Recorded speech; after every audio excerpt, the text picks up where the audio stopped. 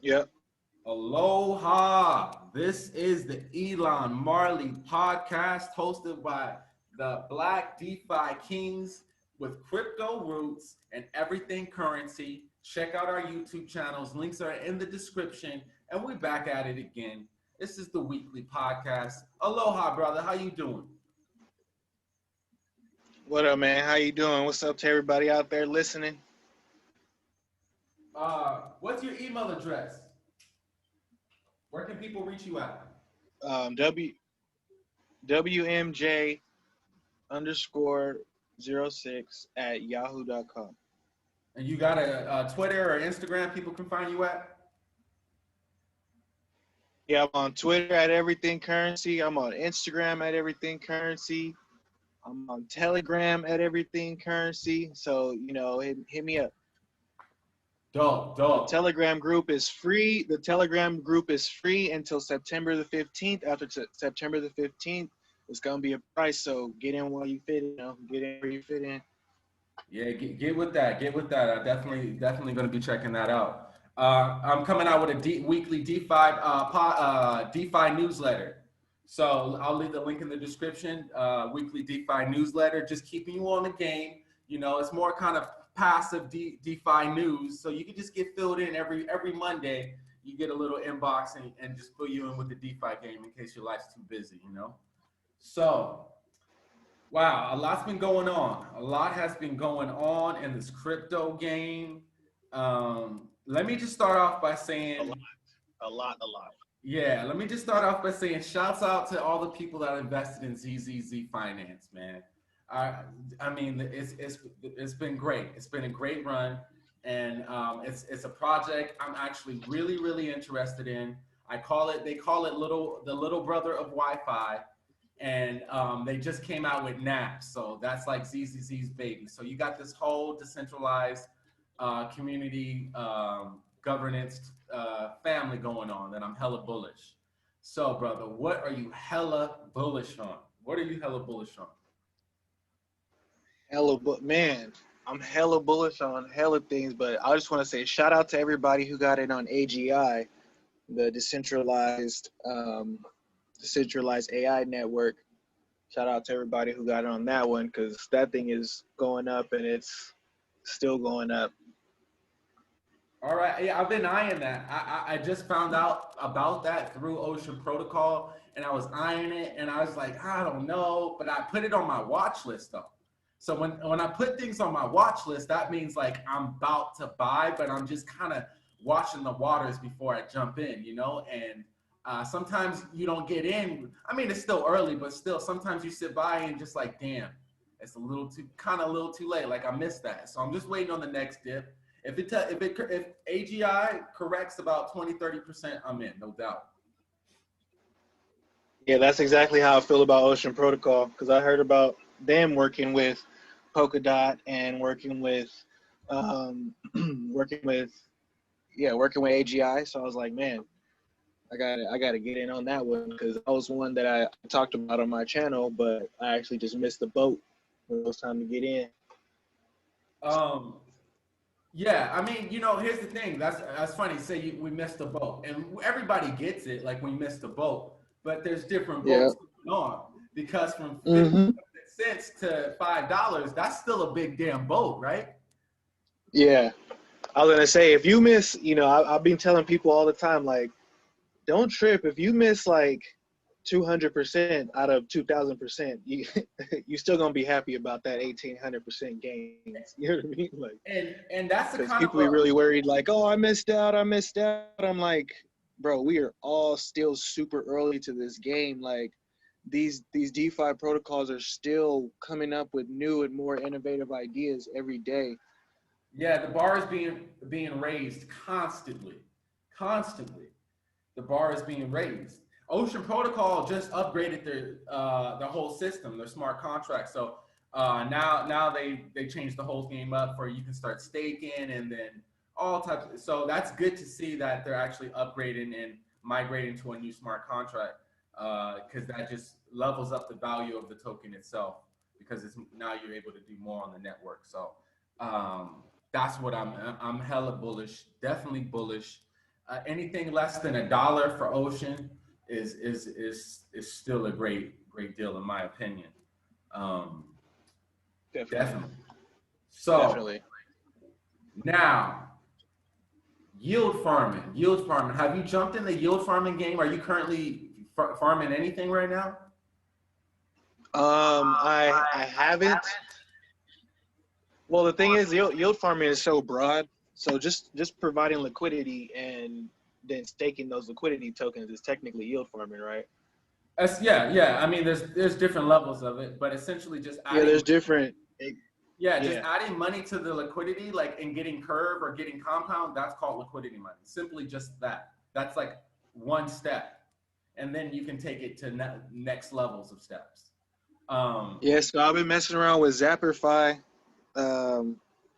Messing around with doing some things on Zapperfy. I like that platform a lot. It makes it real easy for someone like me who's like hasn't really got in on the liquidity farming early to learn what's going on without having to move through the different smart contracts. Yeah, I think it's a great one. And Uniswap just upgraded their token info. It's now more professional and easier to track your investments and all the fees you're getting from those pools. So I really shouts out to Uniswap for making it much easier, because now you can still go to Uniswap ROI, but you have to pay for that, and it's not exactly that accurate. But the Uniswap.info accounts, it's all free, and you can pull up your account and see everything. And ironically, this is not like at all in any way, this is not to brag, this is just to show you the power of DeFi. But I made over $400 in fees in a month.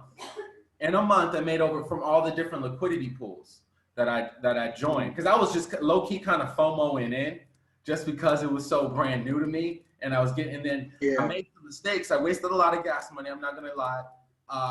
And then I got into some pools that I suffered impermanent loss, and it just wasn't really worth it jumping into some of these pools with the amount of little money. Like I was spending like $8 to jump in a pool that only had like $5. Like I was just FOMOing in, thinking this shit was gonna go to some of these coins, because I was just too excited. Yeah, I feel you. Yeah, I had to sit back and realize this is not how you play the game.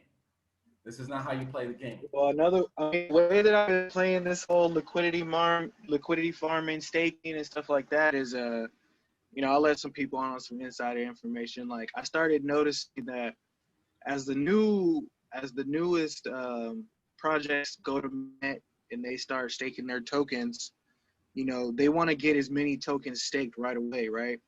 They want to secure that network as much as they can right away. So usually, as soon as the mainnet drops for some of the projects, even some of the bigger projects, the staking rewards are super high. So you can get like, sometimes like I've gotten a couple where it's 80%, and I'm getting 80% for that month, and it's like $400 or $500 on top, and then I can take that $400 or $500, and then when that contract finally decides that they want to set up their liquidity part, you can provide that as liquidity and get passive income on that as well. So that's been one way I've been playing the whole liquidity farming game. Dope. Yeah, one investment. I made a few calls this past month, and I was 9 for 10, whatever, 4 out of 5. Like I was at 90%. There was one call that I made, but it wasn't so much. It was a meme coin, so it wasn't. I called out Pasta, right? I posted a video on Pasta. Yeah, I saw that. I saw that. That shit tanked, bro. That shit tanked. But what I realized is, I'm like, why did it lose so much value? Like, what happened was Pasta stripped away the governance aspect of it, because they were trying to like learn from yams, but that they shot themselves in the foot, because it became more of a Ponzi scheme and no more like so that's why the value dropped so much, because they stripped away the governance aspect that's supposed to come with like that. But they were, so now they're trying to upgrade and try to like, yeah, we need to add the governance aspect back. We kind of fucked that up. And so, and then they're going to have a food bank. So, because you know that there's all these spaghetti, there's grapes, there's yams, there's all these. So now that people are like, yo, we should have a food bank. That's the donation smart contract address that goes for the developers and people. So it's called the food bank. And I'm like, okay, cool. Like, I like to see a project because, you know, like, it's kind of like the Andre, like I test in production, like, yo, it's unaudited code. We don't know how it's going to go. Okay, this shit tanked. How can we fix this? You know, so some of these projects is like, you know, first draft, second draft, third draft, and just like, yeah. And yeah, you lose people along the way, but you gain a core audience that's just like, well, I'm fucking with you all the way. Like, I'm fucking with pasta. I just like the idea of pasta, and I'm on the blockchain. So regardless of pasta's valuable or not, I still feel like it's a meme coin. I took a small loss. Well, I didn't take a loss. I liquidity mined it. I took a loss in the gas fees. That's why I'm taking the loss. The gas fees in. Oh, okay, yeah. And the gas fees out. That's where I took the loss, but I didn't market buy pasta. So that's one thing, you know. And that's why I knew I was kind of safe. It was a meme coin. I just took my comp. Well, I got the comp from supplying dye, and then I took that comp to farm some pasta, and then I thought I was going to come and make up and get on top, but then I didn't. So right now I have to charge the gas fees to the game and just see it as a. But that's the only call that flopped. But all my other calls were the losses. So I'm feeling good. I'm feeling more confident about spotting these gems. You feel me? Yeah, for sure. Me too. They're coming and they're coming out quick. You know what I mean? Like, they're coming out quick. Gotta keep your eye open. So I got right now. This would be an unpopular opinion. Ding, ding, ding. We need one of those like ring bells, like unpopular opinion. Let's hear it. Unpopular opinion. I'm gonna say it. People are gonna be like, Rootz, I'm not fucking with you no more, Rootz. I'm not fucking with Chainlink. I'm not fucking with You're not fucking. I've had a bad feeling since day one, and I couldn't quite fucking pin it. But now I've pinned it. And everybody, and you see, with the whole Zeus Capital thing, people are only getting one side of the story. They're getting the Jerry Springer side. That Zeus Capital was a bad guy or was trying to take down the Link Marines, right? You heard about the fiasco, right? Yeah. Okay. So everybody's kind of like, what I'm noticing is that the Link Marines are the Bitcoin maximalists, if not more. They're the XRP army as well. They're the XRP army. All right. So this tribalism is self-sabotaging. And what I'm it's retarded. Say again? In my opinion, this is all my opinion. That's why it's unpopular opinion. And first of all, Chainlink, they say the majority of the holders are in only a few accounts hold the majority of Chainlink. So what these guys do, their wells, their coalition, they move the markets up and down when they feel like it. And that's probably how they were able to do the whole Zeus Capital thing. Even with the Portney guy. You heard how that dude got in? The stock dude, Dave Portney? Yeah. Oh, yeah. That guy. And then he got out, and then he's clowning on the Link Marines. Yeah. So he got wrecked. He got wrecked, right? Yeah, he got wrecked by Link, and then he lost 25K, and then he's like, "Fuck this crypto shit. Stocks is easier." And it's like, yo, you were fucking weak sauce from the beginning. Like, this crypto shit you ain't got fucking strong hands, you know? But yeah, for sure. What I'm saying is the tribalism is too strong for me in the Chainlink, and there's so many alternatives. I just don't. I don't see it going anything past its all-time high. I feel it's going to be on a slow decline down due to the pure tribalism. And the people who know what they're doing are the whales, and they're slowly going to dump on the people who are like, yo, my egos feel good because I own Chainlink. I don't know. That's my opinion. It's unpopular opinion. Would you like to? I have a similar opinion. I have a similar opinion about Chainlink, but I think the opposite as far as the price goes. I feel like, the tribalism is too much. It's pretty annoying. It's like I said, it reminds me of XRP back in the day when it's like you couldn't even talk about another coin that you liked without these fools coming and just talking, talking up in your ear, just and they'll be, you can be like, hey man, I like Neo, and they'll just be like, no, XRP, and I'm just like, man, like chill out, you know what I mean? Like there's not only going to be one coin that moves, but I feel like because of that, you do have a strong community in this chain link thing that's probably gonna affect the price in whichever way it affects the price. As far as the long-term usability of it, the more expensive the price gets, the more it's shooting itself in the foot. Yeah, and I hear it's not really a DeFi. Some people saying it's not really DeFi. I've heard a few people saying it's not truly DeFi. Well, it's not finished. Like that's the thing that people don't understand about Chainlink is the product is not ready. You know what I mean? You can't stake your Chainlink on the Chainlink main contract. You know what I mean? It's not ready. And that's where we don't know how good it's going to be until it's ready.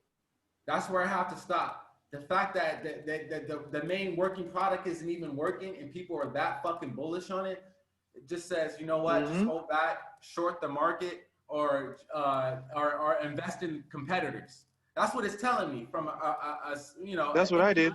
Market perspective, to stay away or short it or invest in the competitors, in my opinion. The biggest call that I made in cryptocurrency, and the biggest, the most money that I've made from one call, from one coin, came from that idea right there. Find the competitor of Chainlink, and that thing has done 1,000x, and it's mooning right now. So I'm happy. Like, congratulations, congratulations. You deserve that. We all deserve these W's, from time to time, because what you thought was you thought outside the box. That's why I came up on ZZ. I came up on ZZ because I'm like, yo, people miss the Wi-Fi run up. So what is the next Wi-Fi? And I just and everybody's yo, ZZ's the next Wi-Fi. And I just compared all of it, and I'm like, yo, this is it. So as an investor, I got in at $150. As an investor, I said, I'm relying on the fact that people are going to FOMO into something because they've already missed the train. So whatever little bus comes next after the train, that's where people are going to jump onto. So why not sell tickets to the bus that everybody just missed the train? Well, here, I got you a bus. Now, so I relied on the fact that people are going to FOMO in and look for the next biggest thing. And then it just so happens that decision was the right decision, that people are FOMOing in. So what you did was the same thing. You thought outside the box. Yep, that's exactly the same mindset I had on the whole thing. Even right now, it's like with the whole shit. You seen after that, all of the Oracle coins went up. You had BAN go up. My call I made was DOS. You had Zap go up. You got DIA. Everybody's telling me to talk about every day, and it's like I'm already thinking, okay, Oracle coins already popped. What's the next little niche to pop inside of these DeFi coins? But check this out. You could be that dude. That's the niche you could be if you decide to, start learning how to program and go a little deeper. Because I still don't know about oracles. Like that's a whole field that like somebody really in the DeFi game needs to kind of specialize in. Like I'm the Oracle dude. I know about oracles. Hit me up. Like, so that's something I feel like I would like to learn more about you. If you can post more videos, giving a deeper insight than, about oracles, not just the prices, but the actual technology behind it that makes it different from other oracles. I would do something, or, anybody listening could be that dude, or that woman. Yeah, for sure. Yeah, I'm definitely diving more into DOS as far as the oracles are concerned, because like I said, it gave me huge gains, and then I had to start going look at like, wait, why is this one really taking off? And it might be some technology that Chainlink even might need. So there's some good technology around this whole market that's popping off right now. I don't understand the tribalism on being on one thing. Well, we're never going to escape it. So why not use it to our benefits? Why not short? Yeah, I mean, in a way, it's kind of fun. You know, in a way, it's kind of fun. You know, I'll be teasing this Lake Marine. Yeah. Why not infiltrate? Yeah. You know what I'm saying? Right. Ride their waves. You know, I don't hate on them. I'm just gonna ride the waves. You know what I mean? I'll ride the wave with you. Yeah. It's on my pump. I'm gonna ride it. Absolutely. So where in your personal investment portfolio, now that the game has changed, where does Bitcoin stand for you? Because let me it was number one for a lot of people, and it was number one for me. But things have changed, and Bitcoin is no longer number one in my portfolio. And I'll be honest, it's no longer number 2, number 3, or number 4. Bitcoin's looking like number 5 or 6. And what does that say about our belief in Bitcoin? What is that? Do you actually think that Bitcoin may slide down on the market cap due to the fact that it just may be sliding down in people's investment portfolios? Like, you know what I'm saying? And more ETH or more Lind or more, you know what I'm saying? Like, what do you feel about where's Bitcoin? Yeah, it's more. Yes, so I was thinking about that the other day too, because like I said, I haven't bought more Bitcoin, but I've been watching these other coins like surpass my Bitcoin on the portfolio just because they're gaining more gains than Bitcoin, and they're doing more work than Bitcoin, and they have more developments as far as, you know, things that people are. So I was coming to the thoughts of there might be a time if once a lot of these protocols really start getting usage, because there's some good stuff out there. You know what I mean? Some real disruptive technology being built right now on top of blockchains. And if some of these technologies get put into usage, it 50% of the way, like, we're still forgetting that the Bitcoin market cap is small in comparison to like other small businesses, you know? So there may be a time in the short term future if, like, it's not going to happen just from investors investing. You know what I mean? It's going to happen from actual usage. And that would be some of these other coins might be flipping Ethereum. I mean, might be flipping Bitcoin on the market cap. I wouldn't doubt it. I always feel like as far as my as far as my portfolio goes, I'm just like, man, this Bitcoin is burning a hole in my wallet. I need to wrap it up into some wrapped Bitcoin and start putting it on some DeFi. You know, like, I feel I would be turning my back on crypto if I did not hold a position in Bitcoin. Like, I feel it's a risk. Yeah, I have to hold a position for sure. Yeah. I mean, because you could slowly dwindle away your Bitcoin and be like, you know, just fuck Bitcoin. Like, I'm just all in this ETH shit. But I feel like for a risk management, diversified portfolio, to have just a stash of BTC that's just there and that's just sitting there, you know? Like, I just feel it's just a good way to balance the portfolio as a whole, in my opinion. What are your thoughts? Oh yeah, no, I still have Bitcoin, but I'm just saying, like, in my portfolio, it's just the value of it is going down versus the value of some of the other things going up right now. Yeah, definitely. So, and I think. But I'm definitely gonna have some. I'm definitely gonna have some. That's why I wanted to wrap some up and maybe see about, you know, if they bring Bitcoin to Compound, something like that. Is wrap Bitcoin on Compound? Yeah, WBTC, but that's centralized. Yeah. So they don't have a decentralized BTC on Compound yet, but hopefully one day. Yeah, they're planning to go to a DAO soon, though, right? Oh, they're already a DAO. Oh, okay. That's what the concept is. Wait, a DAO is a decentralized organization, right? Yeah, autonomous organization. The DAO is just. But they're not. It's the community voting and governing. Yeah. Creating proposals. Yeah.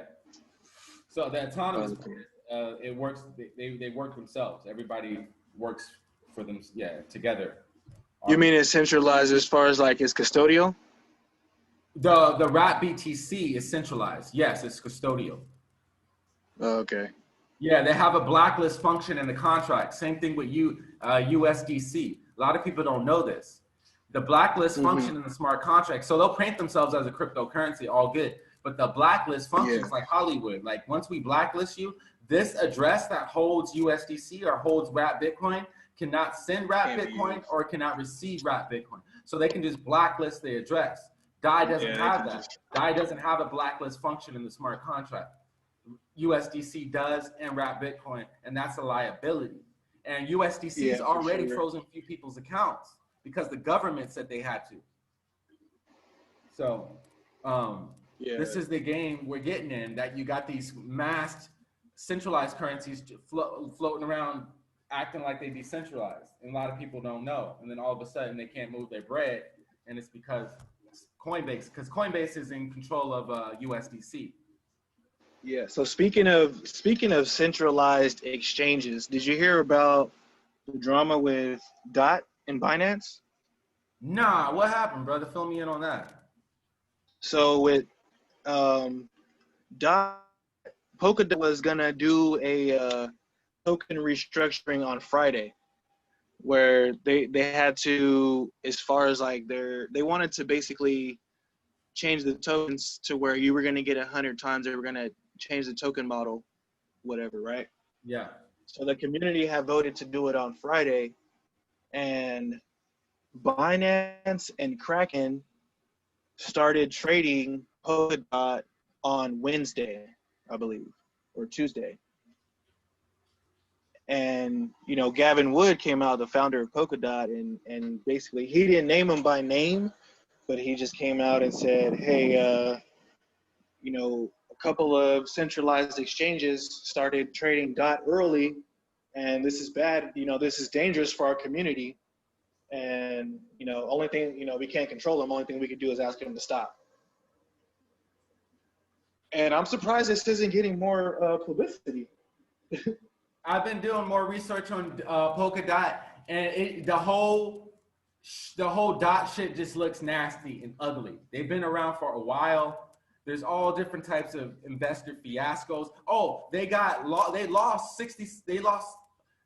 hacked and lost 67. They lost multi-millions of dollars. Did you hear about that? They did? I didn't hear about that. Oh man, look this shit up. It's the old DOT that happened. So they raised over $150 million, something like that, and then 60% of that got lost through a hack. Got lost, 67. So they had to, and it's this nasty fiasco. And then they got more investors, and then they want a percentage of the DOT. I mean, it's really nasty, this whole DOT thing, and it's been going on for years.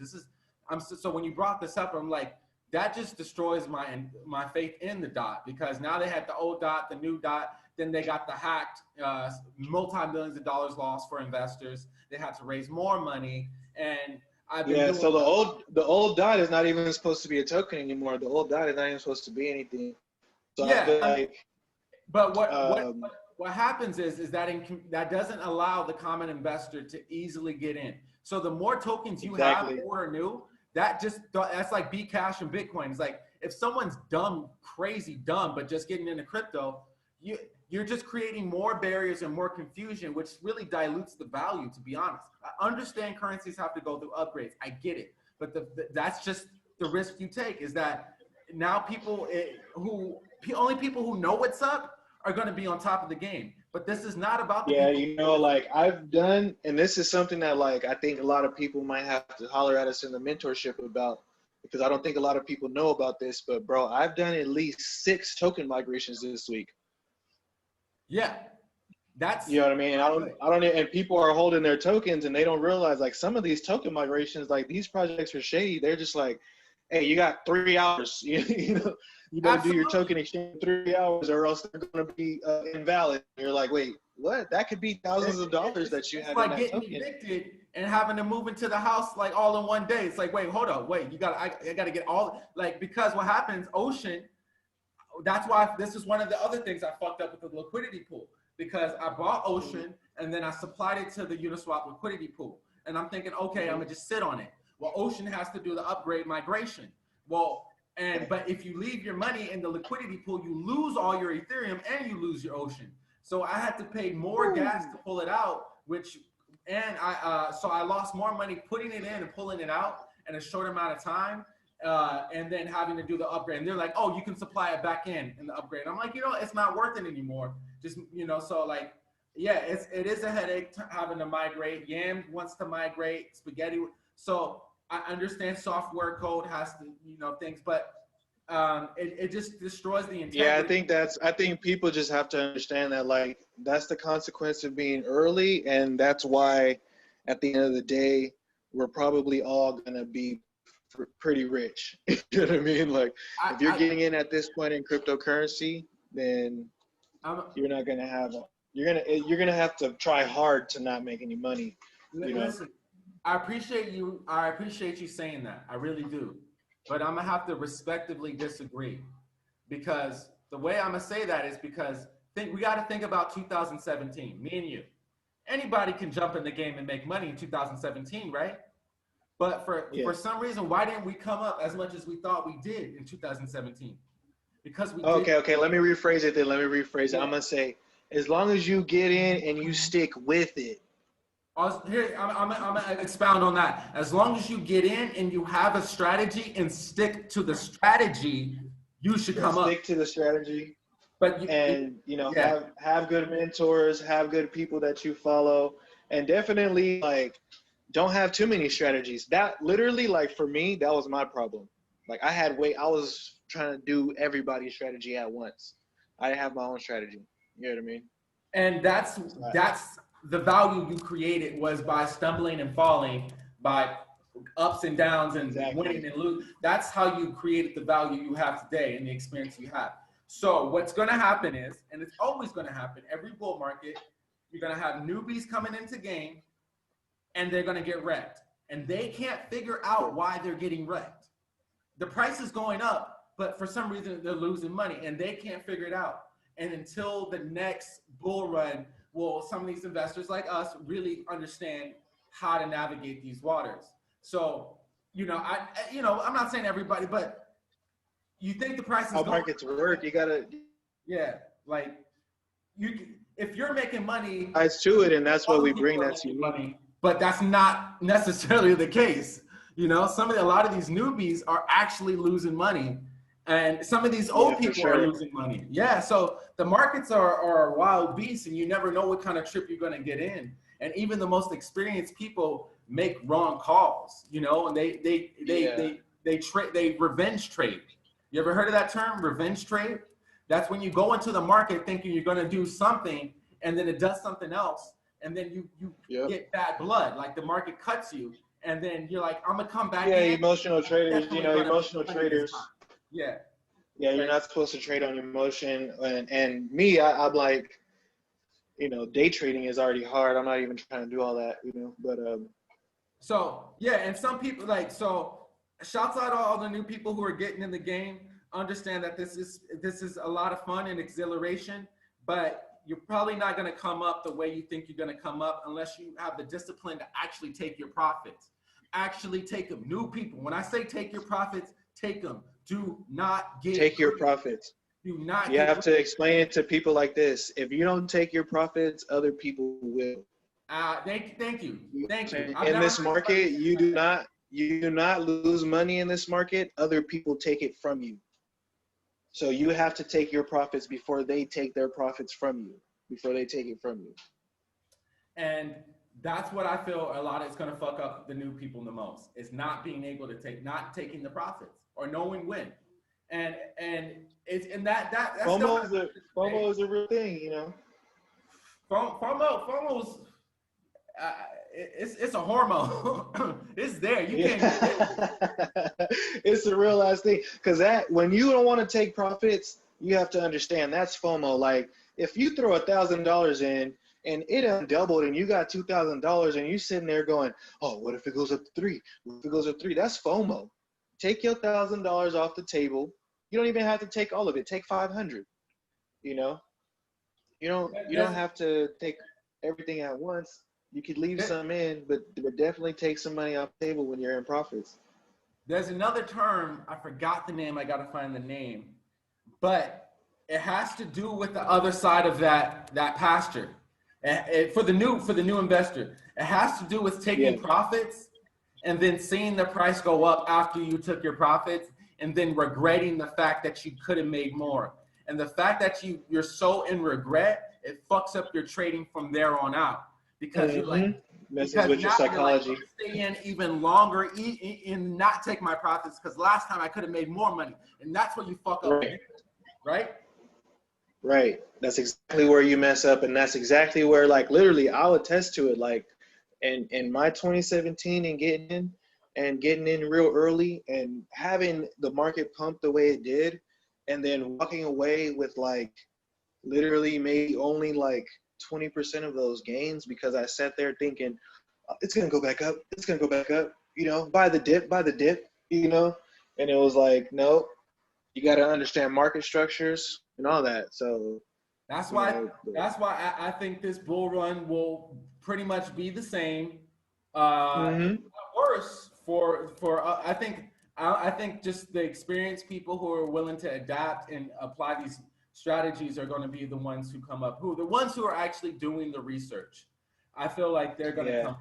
The ones who are just kind of jumping in based off YouTube videos, even my YouTube videos, that I'm not telling you, you know, like, you may get in on a coin, but if you don't know how to trade that coin, like, what good does it for you? You know, like, I mean, and it's not about, sometimes you don't know when to get out, if you don't know when to take profit, if you don't know how to set a stop loss, if you don't know how to do any of that, then, you know, I mean, there's a long-term strategy, and that long-term strategy is like, you know, you better be really planning on going through some ups and downs for 5 years, you know, some major ups and downs. But as far as altcoins go, like, the money changes hands from bull market to bull market.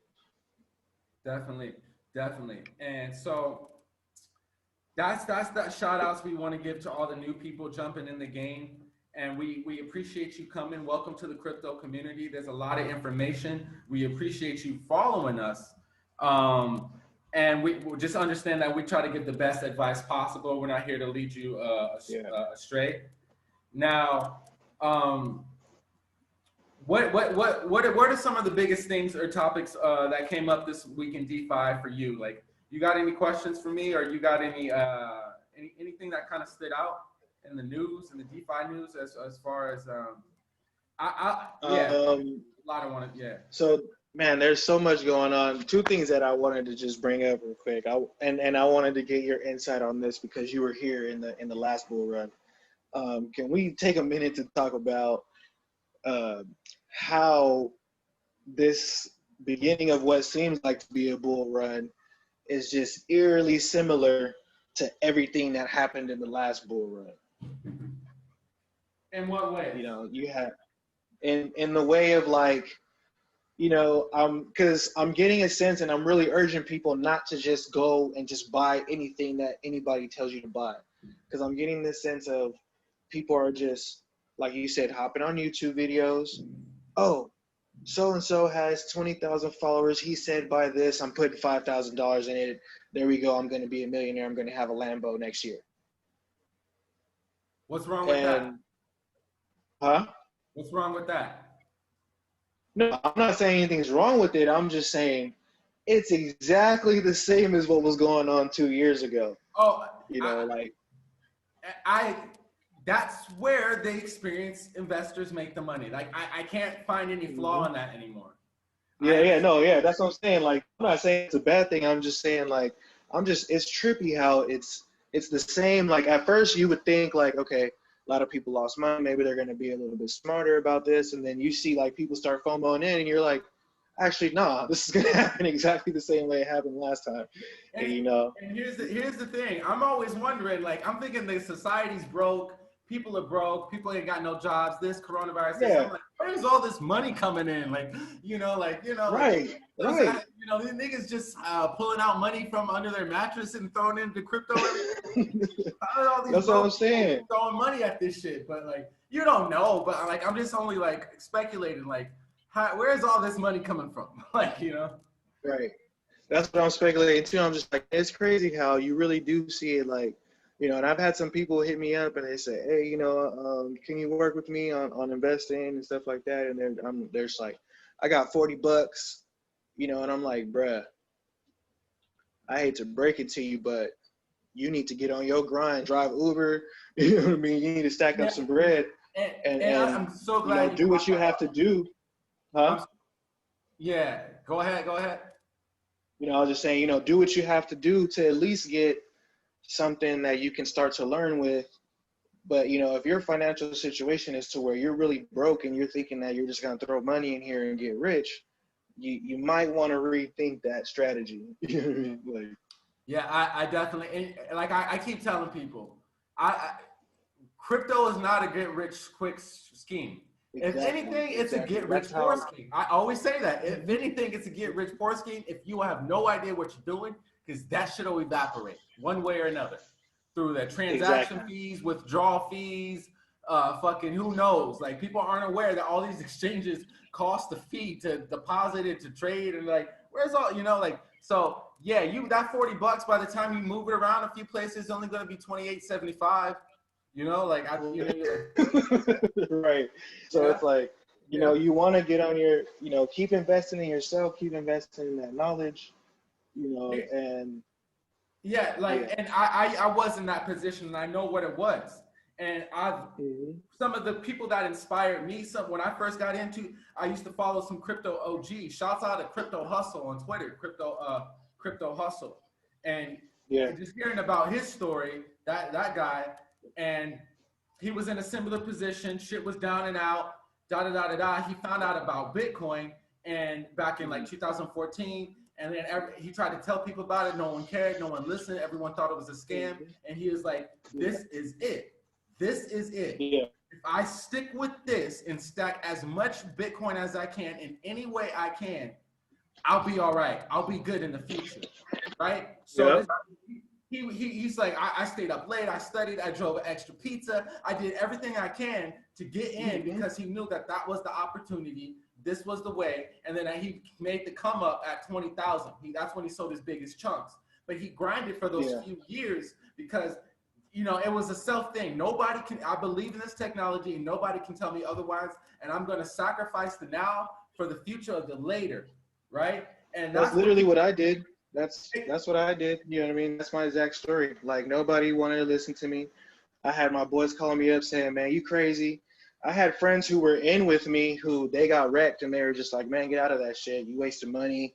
You know, I'm trading Forex. You need to come over to this Forex, you know, and all this and that. And I'm just like, no, man, you stick with it. I'm still learning knowledge. I see the beauty in this technology, not only just in blockchain, when you start to go with decentralized finance and then AI and IoT and, you know, online banking and remittance and everything that it has to offer.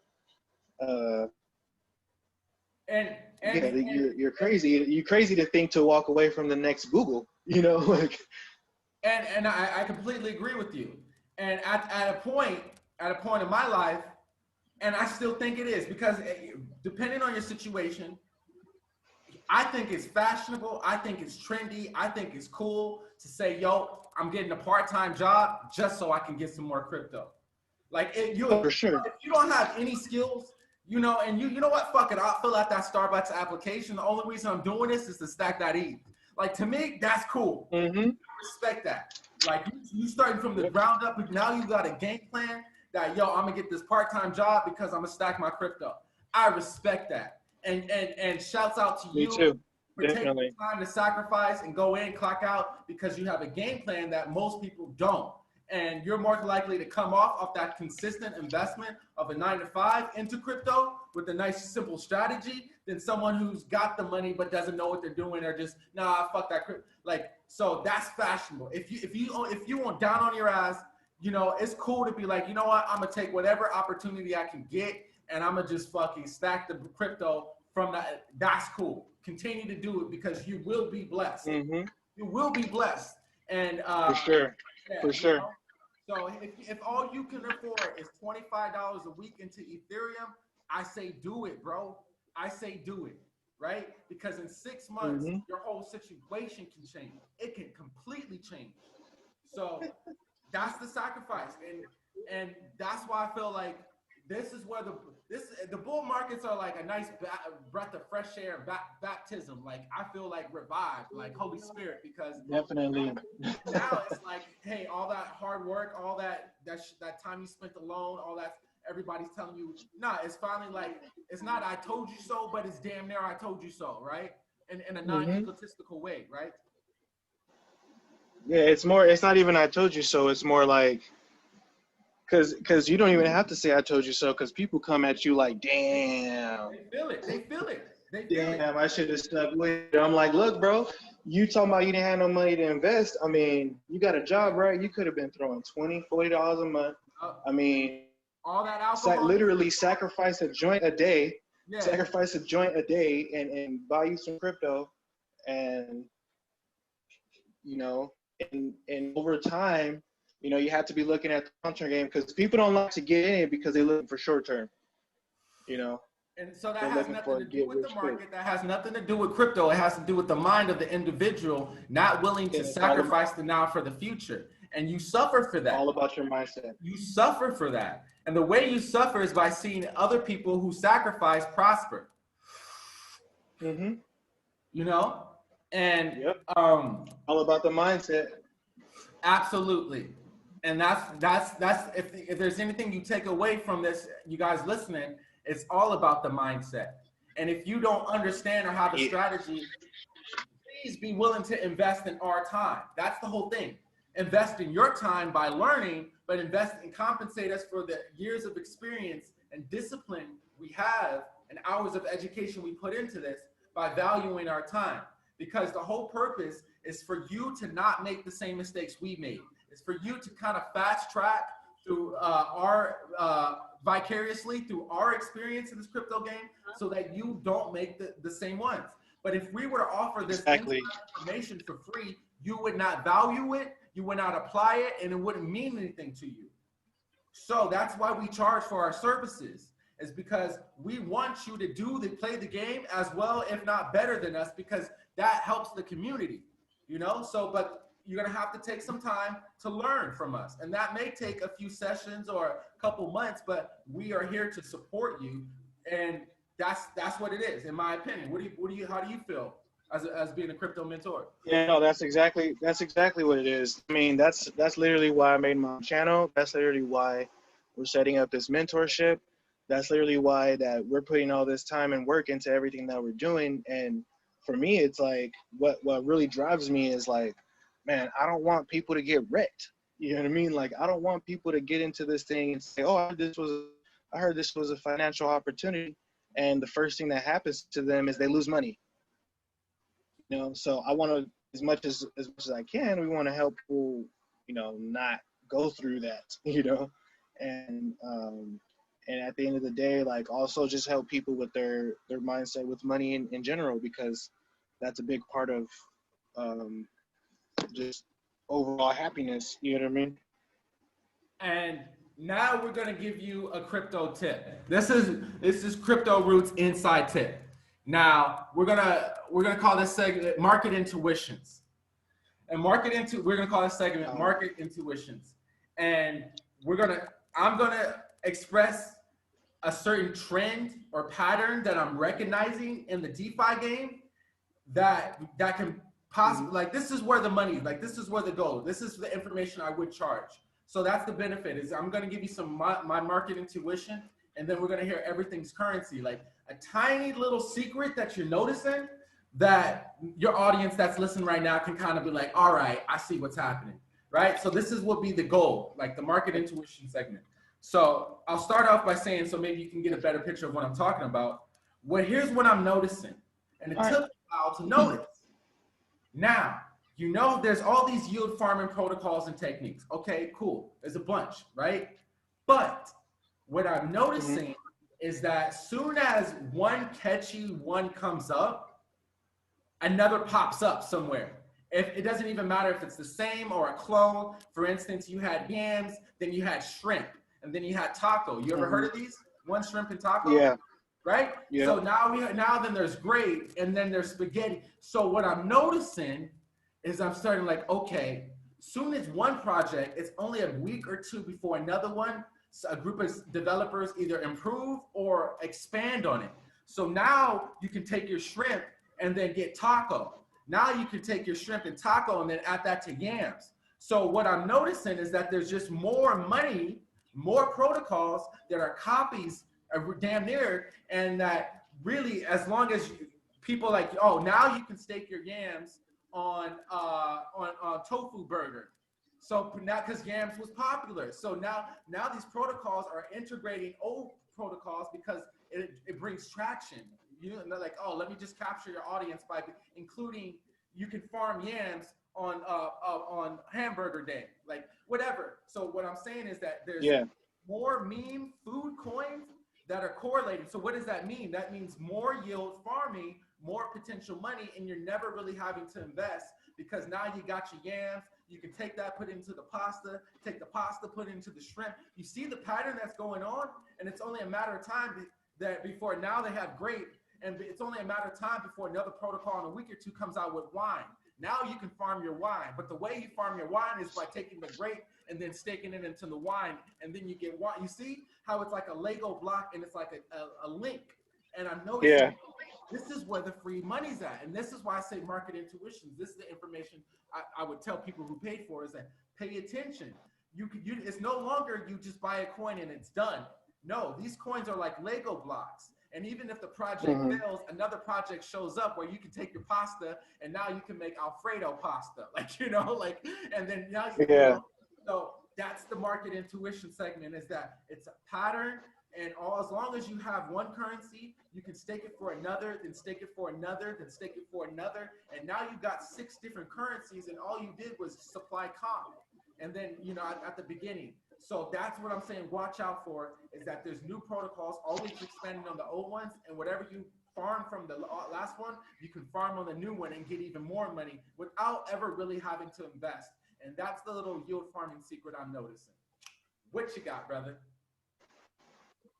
Okay, that was actually a pretty good one. That was pretty informative and like pretty interesting, you know, because you think they're all separate, but not really. They're actually all starting to because now they have the food bank that's coming out. So now we can include all these different currencies that weren't really profitable and find them a way to increase a little bit more value. So now that's the whole thing. But as soon as I get to that level of developer, I can start learning, like, yo, let me just create a salad night. Anybody has any ingredient, tomatoes or onions, like crypto, you can now stake them for salad, right? So this is the game, and it's more money, it's more memes, and it's more staking and yield farming. So keep an eye out for that. And that's the little secret I want to share with you guys, is that we all think that they're separate, and even the ones that drive down value, they still can be pumped alive, even to a couple bucks, maybe two, you know, even the coins that are 10 cents can be pumped up to $2 or $3. And then, so keep an eye out for that. Keep an eye out for that. Is there any little secret market, like anyone you want to share, like that you want to share with the audience? And this is the benefit they get by listening this long in the podcast. I think I'll bring up again, like the one that I've been using the most is, you know, like I like the whole yield farming ideas and stuff like that, but for someone who's a little bit more beginner, like some people, I had people even ask me, like, what is liquidity in general? They don't even know what liquidity is, you know. But I just think that one of the easiest ways that you can kind of come up is like look for, there's projects that have staking and they release staking all the time. It's similar to like, you know, like you were just talking about. But, you know, you can take your staking coins that you get in your rewards and you can stake it on different platforms. And one of the platforms that people really talk about is the Tron platform. Tron is decentralized as well. And there's a bunch of ways that you can, you know, put your, you know, you can actually get paid for playing games on the Tron platform, because you get divs from everybody playing the game, and then you can take those divs, you can stake those divs, get more divs, and it's the same thing as liquidity farming, but it's involved with different games. It could be esports, it could be casinos, it could be, you know, Like they just have different type of stuff on there. So I would say it's the same thing as kind of how the yams and the pasta and all that stuff work, but it involves the Tron blockchain with games, like internet games and internet gambling and stuff like that. Yeah, And that one has been very lucrative for a lot of people for a long time. And I would argue that, you know, that was the original DeFi, the original DeFi thing in the beginning, because, you know, last year in the bear market when it was getting kind of boring, that's when I was kind of messing with some of that and learning about, you know, staking divs and getting into stuff like that. So that's something that definitely I'll tell people to look out for. Yeah, I never heard of that before, so thank you for sharing that. And this is actually new, the staking and liquidity mining. These are just new terms because it's just a reward system. Mm-hmm. Same thing with credit cards. Exactly. The more you use, the more rewards you get for the flights, right? You know? So mm-hmm. These incentives are basics. They go back really old. We just call them different names, but they're pretty much mm-hmm. a reward system. If you use more of this, then you get some of that, right?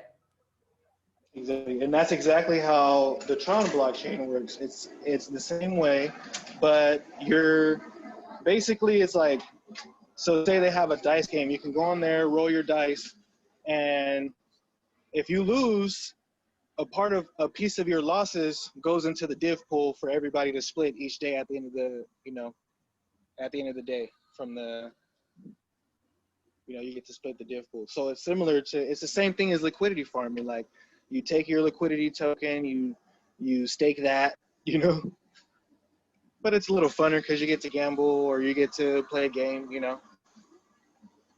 Dope. That's awesome. I would like to see you post a video on that on your channel. Yeah, for sure. I'll do some information on that. This section we're gonna call, before we wrap it up, we're gonna call it a crypto challenge. And I'm gonna give you a weekly crypto challenge, and then Everything Currency is gonna give you a challenge. And the challenge is just to step up your level, your understanding, maybe your interactions about cryptocurrency.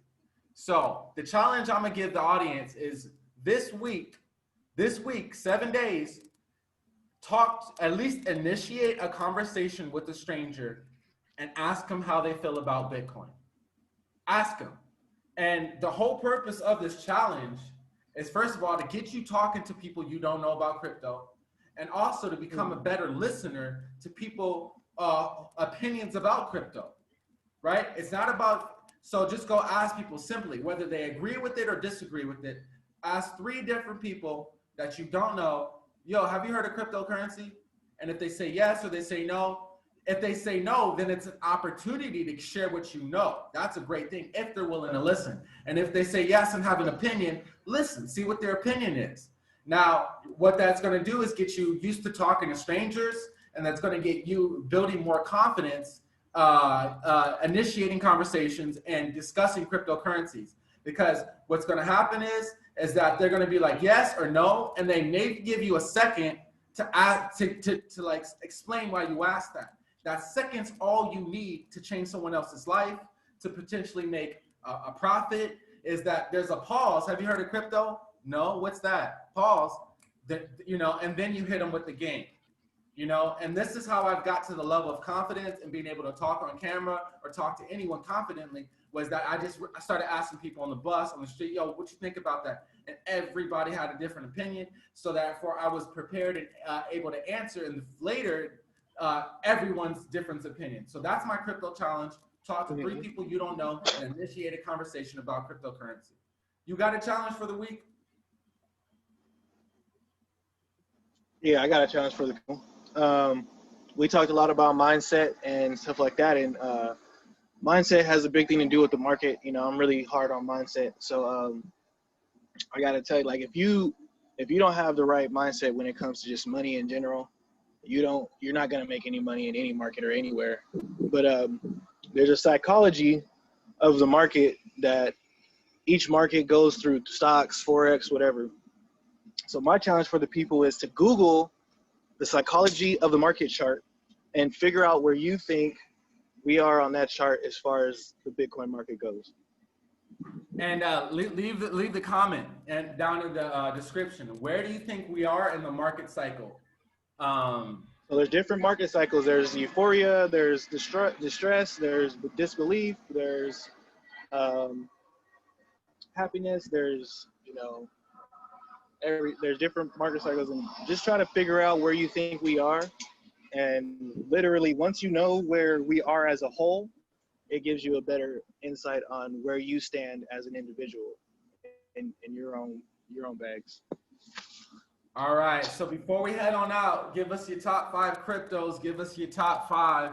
The ones that people gotta buy right. We shilling. This is the shill hour. We about to shill. The floor is all yours. Shill away, brother. Shill, shill, shill. You can take as much time as you need to shill.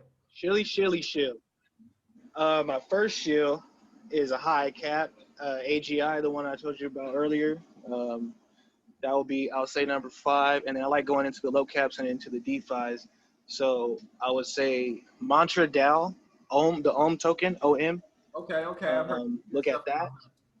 And I would say Stake XDAI. That's number 3. And then they're working on some scaling with Ethereum. And then I would say OMG. They're also working on some helping out with the Ethereum fees, I believe. They got some proposals and stuff like that, so that could be pretty nice for OMG.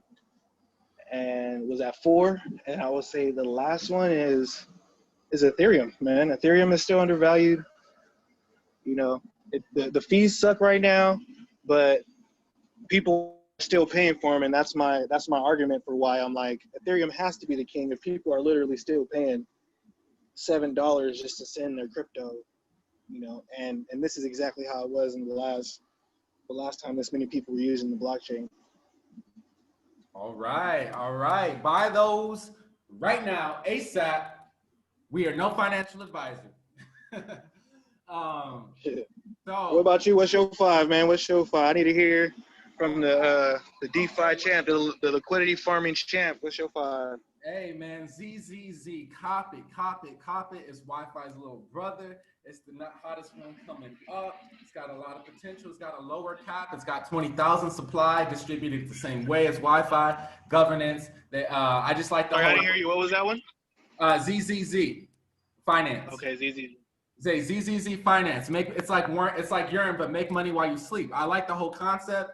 I don't like the Wi-Fi clones like YY2, YYY5, 5522. I don't like that shit. Like I like something like a clone, but like different. So it's like Wi-Fi's little brother. They just came out with naps. So ZZZ and naps. I like the concept of making money while you sleep. Sleep money. It's money finance. So I like the whole idea. I like the brain. The governance token, and just I'm excited about it. And obviously Wi-Fi. So Wi-Fi, naps, ZZZ, Robonomics Web Services, Ocean Protocol. Mm-hmm. Ocean Protocol, Robonomics Web Services, Wi-Fi, ZZZ, and naps. That's some shilling that. I'm gonna get that shit tatted. I gotta vouch for those 5. I vouch for those 5 too, man. Those are some good picks. So yeah, you guys, let us know what you think about the comments. Holler at us for the email address. Check out our YouTube channels, and blessings. Take care. It was nice.